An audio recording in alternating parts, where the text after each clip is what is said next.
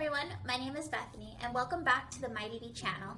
In today's episode, we will be discussing how you can successfully navigate the time crunch of working through the reading section.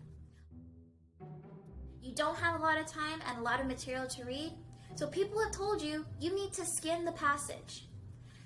In today's episode, we're going to see, is skimming really the best method? What are my alternatives? And how can I answer these questions? The ACT test is 35 minutes, 40 questions. That means that you have approximately 8 minutes and 45 seconds per passage. So as you can see, majority of the questions are going to come from main ideas, followed by details, word context, and multiple text analysis questions. So after looking at all these question breakdowns and how much time you have per passage, how do you even work with that timing? I'll show you. I already discussed the fact that you have a lot to read, but you don't exactly have a whole lot of time to read this. So most people, they say skim the passage. What happens when you skim a passage? Let's think about it this way. Have you ever been in a situation where you walk into class and your friend leans over and says to you, "Hey, did you study for the quiz today?" What quiz? What test? You forgot. So what is your natural instinct? You start rummaging through your bag, you pull out your notes, you pull up the notes on your iPad, and what do? You skim the notes for what you think is going to be on the test. Now, I don't know about you, but I never really had too much success with that test. That test or that quiz really, well, we just won't talk about it, right? But I want you to focus on what we did. We skimmed the information. And did we really remember it when it came? No, we didn't. So if it didn't work then, why would we expect it to work now, especially on an exam like the SAT or the ACT? So what is going to be our backup plan, so to speak, of how we actually want to approach these reading sections? Well, it's easy. I actually want you to read.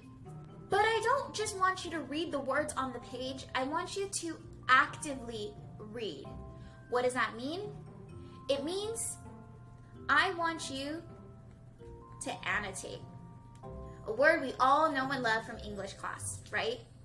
But what are we supposed to annotate? Do you remember what the majority of the questions are on the SAT and ACT reading sections? That's right, main ideas. So that's what we are going to be annotating. Go ahead and hit pause and see if you can find the main idea of this paragraph on the left-hand side and see if you can annotate it. Once you have your annotation written down, hit resume and then we'll check it out. So what did you write down as your annotation? Well, I hope you found the main idea.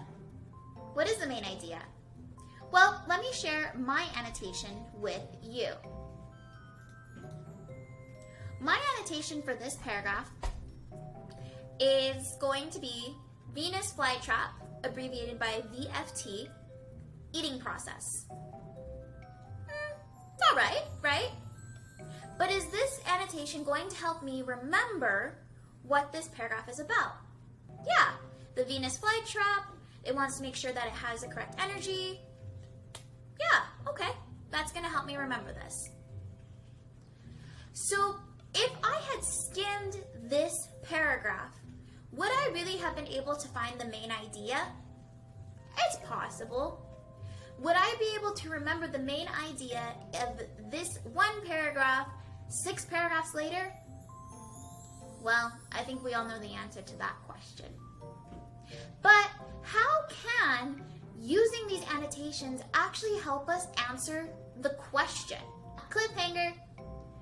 Be sure to check out this video for the answer to that question. I hope you found today's video helpful, and please make sure to let me know what you think about this tip in the comments below. Don't forget, What is one thing you learned or appreciated from our class today? I'll see you in another episode. Bye!